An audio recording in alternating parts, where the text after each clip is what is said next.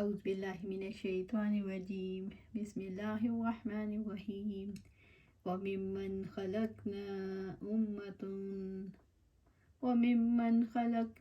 أمة يهدون بالحق وبه يعدلون اور جنہیں ہم نے پیدا کیا ہے ان میں سے کچھ لوگ ایسے ہیں جو حق کے ساتھ رہنمائی کرتے ہیں اور اسی کے ساتھ انصاف کرتے ہیں۔ سورۃ الاعراف آیا 181۔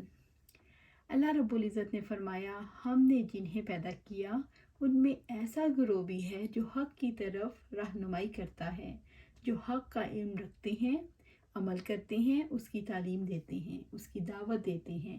یہاں امت سے امت محمدیہ صلی اللہ علیہ وآلہ وسلم کی ایک جماعت مراد ہے، جن کی صرف یہ ہے کہ وہ حق بات بولتے ہیں، دوسروں کو حق کی دعوت دیتے ہیں، خود اس پر عمل کرتے ہیں اور لوگوں کے درمیان اسی کے مطابق فیصلے کرتے ہیں۔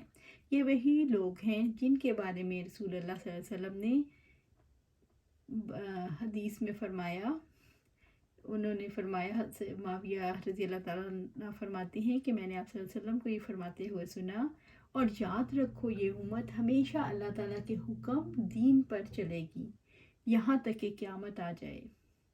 یہ وہ لوگ ہیں جو قرآن و سنت پر کسی چیز کو مقدم نہیں کرتے، چاہے وہ کسی امام کا قول ہو یا کسی پیر و مرشد کی رائے یا خواب یا کوئی ایسا اجتہاد جو دونوں کے موافق نہ ہو، یا عبادت و تسبیحات اور ذکر الہی کے وہ تمام طریقے جن کے جواز پر قرآن و سنت سے صرف صریح دلیل نہیں ملتی۔ قرآن حکیم جسے امت کہتا ہے اس کے کیا کام ہیں؟ وہ امت ایک عقیدے پر منظم اور مربوط ہوتی ہے، حق پر جمی ہوئی ہوتی ہے، سچائی کی حفاظت کرنے والی ہوتی ہے، اور یہ لوگوں پر اس عقیدے کی گواہی دیتی ہے۔ کیا حق کی دعوت پر ذمہ داری ختم ہو جاتی ہے؟ حق کی دعوت کے ساتھ اہل حق کی ذمہ داری ہے کہ لوگوں کی زندگیوں میں حق کو قائم کرے۔ حق صرف علمی چیز نہیں ہے کہ پڑھایا جائے یا صرف نصیحت کی جائے، بلکہ اس لیے آیا ہے کہ اس کے ذریعے عدل قائم کیا جائے۔ وَبِهِ يَعْدِلُونَ، اور اسی کے ساتھ انصاف کرتے ہیں۔ جب وہ لوگوں کے مال، خون، حقوق اور ان کے مقالات وغیرہ کے بارے میں فیصلہ کرتے ہیں تو حق کی بنیاد پر انصاف کرتے ہیں۔ یہ لوگ آئمہ ہدی اور تاریکیوں میں روشن قندیل بنا دیتے ہیں۔ یہی لوگ ہیں جن کو اللہ تعالیٰ نے ایمان، عمل صالح، حق کی وصیت اور سب کی وصیت جیسی نعمتوں سے نوازا ہے۔ وہ صدیق ہیں جن کا مرتبہ رسالت کے بعد ہے، اور خود ان کے مراتب میں ان کے احوال اور قدر و منزلت کے مطابق تفاوت ہے۔ پس پاک ہے وہ ذات جو اپنی رحمت کے لیے جس کو چاہتی ہے مختص کرتی ہے۔ اللہ تعالیٰ بہت بڑے فضل کا مالک ہے۔ وہ لوگ جنہوں نے اللہ تعالیٰ کی ان آیات کی تکذیب کی جو محمد صلی اللہ علیہ وسلم پر نازل ہونے والی کتاب اور ہدایت کی صحت پر دلالت کرتی ہے، بس انہوں نے ٹھکرا دیا اور ان کو قبول نہ کیا۔ وَالَّذِينَ كَذَّبُوا بِآيَاتِنَا سَنَسْتَدْرِجُهُمْ مِنْ حَيْثُ لَا يَعْلَمُونَ، اور جن لوگوں نے ہماری آیات کو جھٹلایا ہم ضرور انہیں آہستہ آہستہ کھینچ کر لے جائیں گے جہاں سے وہ نہیں جانتے۔ سورۃ الاعراف آیا 182۔ وَالَّذِينَ كَذَّبُوا بِآيَاتِنَا، اور جن لوگوں نے ہماری آیات کو جھٹلایا، اللہ رب العزت نے خبر دی ہے جن لوگوں نے ہماری آیات کو جھٹلایا، یعنی قرآن کریم کی آیات کو جو اس نے اپنے رسول محمد صلی اللہ علیہ وآلہ وسلم پر اتاری، وہ ان پر ایمان نہیں لائے، انہوں نے شرک اور گمراہی پر اصرار کیا اور توحید اور ہدایت سے منہ موڑا۔ سَنَسْتَدْرِجُهُمْ، یعنی جہاں سے ان کو ڈر نہ ہوگا ادھر سے ہم آئیں گے، جیسے کہ آیت میں ہے، یعنی اللہ کا عذاب ادھر سے آ پہنچا جدھر سے گمان نہ تھا۔ استدراج کا بیان ہے، ایسے لوگوں کو روزگار کی سہولتیں نصیب ہوں گی، ان کے لیے روزی کے دروازے کھلے ہوں گے اور دنیاوی زندگی آرام و چین سے بسر ہو رہی ہوگی، جس سے وہ غلط فہمی میں مبتلا ہو جائیں گے اور اپنی راہ کو صحیح سمجھنے لگیں گے۔ دوسری جگہ فرمایا، فَلَمَّا نَسُوا مَا ذُكِّرُوا بِهِ فَتَحْنَا عَلَيْهِمْ أَبْوَابَ كُلِّ شَيْءٍ حَتَّى إِذَا فَرِحُوا بِمَا أُوتُوا अख़ज़नाहुम बग़ततन फ़इज़ा हुम मुब्लिसून फ़क़ुतिया दाबिरुल क़ौमिल्लज़ीना ज़लमू वल्हम्दुलिल्लाहि रब्बिल आलमीन। सो जब उन्होंने इस नसीहत को भुला दिया जो उन्हें की गई थी तो हमने उन पर हर चीज़ के दरवाज़े खोल दिए, यानी कि जब वो खुद उन पर उतारने लगे जो वो दिए गए तो हमने अचानक उनको पकड़ लिया तो अचानक मायूस थे। चुनाचे उन लोगों की जड़ काट दी गई जिन्होंने जुल्म किया, और सब तारीफ़ अल्लाह ताला ही के लिए है जो जहानों का रब है। सूरत अल-अनाम आया 44 और 45। अल्लाह ताला ने ख़बर दी है कि हम उन्हें एक चीज़ के बाद एक से पकड़ेंगे दर्जा बदर्जा, यहाँ तक कि उन पर अजाब साबित हो जाएगा, फिर वो उन पर नाजिल होगा तो हलाक हो जाएंगे। अल्लाह ताला की आयत को झुटलाने वाले किस हकीकत को नहीं समझ पा रहे? झुटलाने वाले ये हकीकत नहीं समझ पा रहे कि अल्लाह ताला ने उन्हें ढील दे रखी है और ये मुकर्रर वक्त तक है। उन्हें यकीन नहीं है कि अल्लाह ताला की स्कीम में पकड़े जाएंगे और आखिरी अंजाम मुत्तकियों का ही होगा। व उमली लहुम इन्ना कैदी मतीन, और मैं उन्हें मोहलत दूंगा, बिलाशुबा मेरी तदबीर बहुत मजबूत है। व उमली लहुम, और मैं उन्हें मोहलत दूंगा। अल्लाह ताला फरमाते हैं मैं मोहलत देता हूँ हत्ता कि वो ये समझ लेते हैं कि उनकी पकड़ नहीं होगी और उन्हें अजाब नहीं दिया जाएगा, फिर वो अपनी सरकशियों और नाफरमानियों में बढ़ते चले जाते हैं। इसी एतबार से उनकी सज़ा भी बढ़ती चली जाती है, उनके लिए अजाब कई गुना बढ़ जाता है और उन्हें ख़बर तक नहीं होती। इन्ना कैदी मतीन, बिलाशुबा मेरी तदबीर बहुत मजबूत है। अल्लाह ताला की चाल मजबूत है, वो सरकशी और नाफरमानी के लिए तवील मुद्दत तक मोहलत देता है और लोग अल्लाह ताला की मुतय्यन तदबीर से गाफिल रहते हैं और वो अल्लाह ताला की स्कीम में बुरी तरह पकड़े जाते हैं। इस तरह वो अल्लाह ताला की चाल का मुकाबला नहीं कर सकते। हक़ ये है कि अल्लाह ताला की इस चाल का कोई तोड़ नहीं। अवलम यतफक्करू मा बिसाहिबिहिम मिन जिन्ना इन हुआ इल्ला नज़ीरुम मुबीन। क्या भला उन्होंने कभी गौर नहीं किया कि उनके साथी पैगंबर में कोई जुनून नहीं सल्लल्लाहु अलैहि वसल्लम, वो तो बस साफ साफ डराने वाले के सिवा कुछ नहीं। सूरत अल-अराफ आया 184। अवलम यतफक्करू मा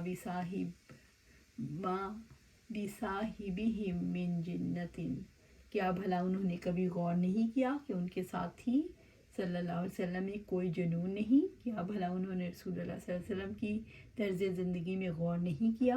क्या उन्होंने कभी मोहम्मद सल्लल्लाहु अलैहि वसल्लम के हकीमाना मामलात की तरफ तवज्जो नहीं की? माँ बिसाहिबिहिम मिन जिन्नतिन, उनके साथी और मोहम्मद सल्लल्लाहु अलैहि वसल्लम हैं।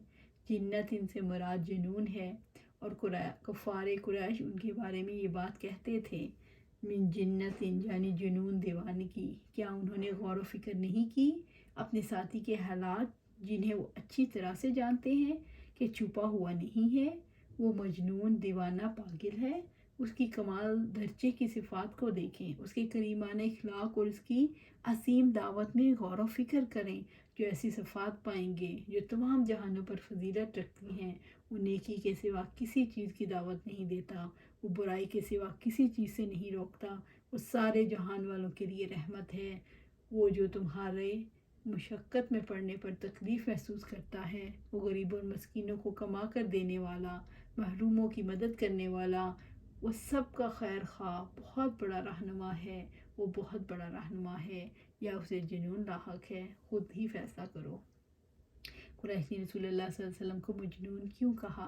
कुरैश के पास आप सल्लल्लाहु अलैहि वसल्लम के ख़िलाफ़ प्रोपेगेंडा करने के लिए सबसे बड़ा हथियार ही ये था कि वो आप पर इल्ज़ाम लगाते। यूँ तो और भी बहुत से इल्ज़ाम लगाए गए, लेकिन जुनून का इल्ज़ाम मुअस्सर साबित हुआ। कुरान हकीम ने इस इल्ज़ाम का क्या जवाब दिया? कुरान हकीम ने ये दलील दी कि वो ऐसा कलाम पेश कर रहा है जो अरबों के आम असलूब से बिल्कुल मुख्तलिफ है। قرآن حکیم نے غور و فکر کی دعوت دی ہے۔ آپ کے حالات اور مجنون کے حالات میں فرق ہوتا ہے۔ جسے صادق اور امین کہتے رہے وہی تو ہے، کیا تم عقل سے کام نہیں لیتے؟ وہ تو حق اور صداقت کی دعوت دیتے ہیں، لوگوں کو غفلت سے بیدار کر رہے ہیں۔ رب العزت نے فرمایا وَمَا صَاحِبُكُم بِمَجْنُون، اور تمہارا ساتھی ہرگز کوئی دیوانہ نہیں۔ التکویر آیا 22۔ کیا قریش کو یقین تھا کہ آپ صلی اللہ علیہ وسلم مجنون ہیں؟ قریش جانتے تھے یہ جھوٹ ہے۔ وہ دعوت آپ صلی اللہ علیہ وآلہ وسلم لے کر آئے ہیں سچی ہے۔ وہ اس کلام کو سننے کے لیے چھپی کوشش کرتے تھے۔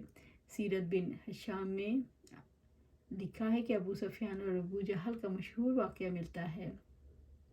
ابو جہل اور ابو سفیان احنس تینوں اپنی اپنی جگہ چل پڑے تاکہ آپ صلی اللہ علیہ وسلم کا کلام سنیں، جبکہ آپ رات کے وقت گھر میں نماز کے دوران تلاوت فرماتے تھے۔ ہر شخص ایک جگہ بیٹھ گیا اور قرآن کی تلاوت سے لطف اندوز ہوتا رہا۔ ان میں سے کسی کو بھی دوسرے کے بارے میں خبر نہ تھی۔ وہ رات کے وقت کلام الہی سنتے رہے یہاں تک کہ فجر طلوع ہو گئی۔ جب وہ واپس ہونے لگے تو یہ سب ایک دوسرے سے راستے میں مل گئے۔ انہوں نے ایک دوسرے کو سخت سست کہا اور ایک دوسرے سے کہا اگر کسی شخص نے دیکھ لیا تو وہ بھی ان سے متاثر ہو جائے گا۔ پھر وہ واپس چلے گئے۔ جب دوسری رات ہوئی تو پھر تینوں نہ رہ سکے اور پھر اپنے اپنے خفیہ مقامات پر بیٹھ گئے اور رات کو قرآن سنتے رہے۔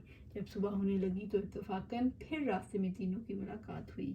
پھر انہوں نے پہلے کی طرح ایک دوسرے کو ملامت کی۔ جب تیسری رات ہوئی تو پھر یہ تینوں قرآن کریم سننے کے لیے پہنچ گئے۔ رات گئے تک قرآن سنتے رہے۔ جب صبح کو لوٹنے لگے تو پھر راستے میں ایک دوسرے کو دیکھ لیا۔ اب کہ انہوں نے کہا جب تک ہم حلف نہ اٹھا لیں ہم نہ رک سکیں گے۔ اس کے بعد انہوں نے حلف پر معاہدہ کیا اور گھروں کو چلے گئے۔ اللہ تعالیٰ کے پیغمبروں کو ہر دور میں مجنون کیوں کہا جاتا رہا؟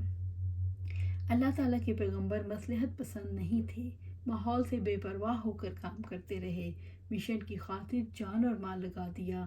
یہ کام بے مقصد انسانوں کے لیے جنون کا درجہ رکھتے ہیں، حالانکہ یہ سب سے بڑھ کر بامقصد کام ہے۔ ان ہوا الا نذیر مبین، وہ تو بس صاف صاف ڈرانے والے کے سوا کچھ نہیں۔ محمد صلی اللہ علیہ وسلم تو صاف صاف اس چیز کی طرف بلاتے ہیں جو سب کے لیے نفع مند ہے، جو انہیں برے عذاب سے بچا سکتی ہے، جس سے انہیں ایسا ثواب ملے کہ ہمیشہ کے لیے جنت میں داخل ہو کر اپنی کامیابی پالیں۔ اولم ينظروا في ملکوت السماوات والارض وما خلق اللہ من شیء وان عسى ان يكون قد اقترب اجلهم فبأي حدیث بعدہ یؤمنون۔ اور کیا انہوں نے کبھی نظر نہیں ڈالی آسمانوں اور زمین کی سلطنت میں اور ہر اس چیز پر جو اللہ تعالیٰ نے پیدا کی ہے، اور اس بات پر کہ شاید ان کا مقررہ وقت واقعتاً قریب آ چکا ہو، پھر اس قرآن کے بعد وہ کس بات پر ایمان لائیں گے؟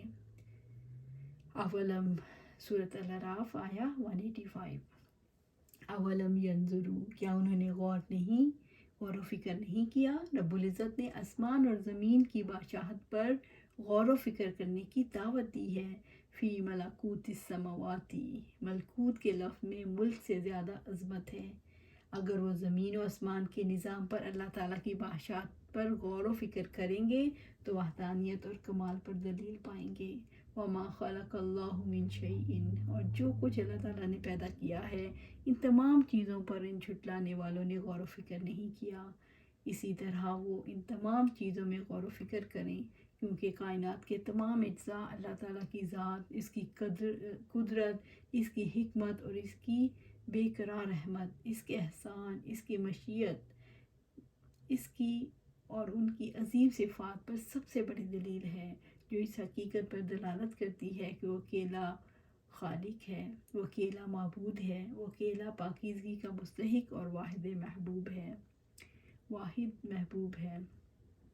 اللہ تعالیٰ نے زمین اور آسمان کی بادشاہت، تخلیق اور موت کی یاد دہانی سے کس طرف توجہ دلائی ہے؟ اللہ تعالیٰ نے کفر اور سرکشی کے رویے پر نظر ثانی کرنے کی طرف توجہ دلائی ہے کہ دیکھو کون سی چیز ہے جو رسول صلی اللہ علیہ وآلہ وسلم کی رسالت کا، کتاب کا، زندگی کے ہر پروگرام کا اقرار نہیں کرنے دیتی۔ جس نے رسول اللہ صلی اللہ علیہ وسلم پر کتاب بھیجی ہے وہ کائنات کا بادشاہ ہے، تو اس کا رسول بادشاہ کا فرستادہ ہے۔ جس نے رسول صلی اللہ علیہ وآلہ وسلم کو بنایا وہ جہانوں کو تخلیق کرنے والا، اور جس نے رسول صلی اللہ علیہ وآلہ وسلم کو مبعوث کیا وہ تمہیں موت سے ہمکنار کرنے والا ہے۔ اب بتاؤ اس کے بعد کس چیز پر ایمان لاؤ گے؟ وہ تمہیں آخرت کی خبر دیتا ہے، تم اسے مجنون کہتے ہو؟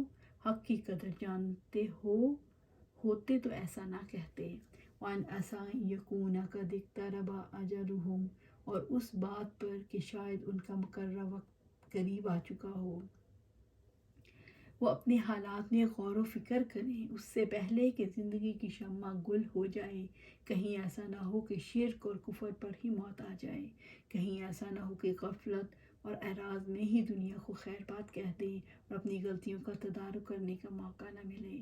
فَبِأَيِّ حَدِيثٍ بَعْدَهُ يُؤْمِنُونَ، پھر اس قرآن کے بعد وہ کس بات پر ایمان لائیں گے؟ محمد صلی اللہ علیہ وسلم کے ڈراوے کے بعد اور کون سی تنبیہ ان کے پاس آئے گی؟ اگر اس کتاب پر جو محمد صلی اللہ علیہ وآلہ وسلم اپنے رب کی طرف سے لے کر آئے اس کی تصدیق نہیں کریں گے تو وہ کون سی کتاب آئے گی جس کی وہ تصدیق کریں گے؟ اللہ تعالیٰ کی دھمکیوں اور ڈراؤں کے بعد یہ کس ڈراوے پر ایمان لائیں گے؟ کیا وہ دجال پر اور باطل پر ایمان لائیں گے؟ استغفر اللہ۔ اللہ سبحانہ تعالیٰ سے دعا ہے کہ ہمیں سیدھا صراط مستقیم پر چلا دے، قرآن و سنت کے مطابق زندگی گزاریں اور اس پر استقامت عطا فرما۔ آمین یا رب العالمین۔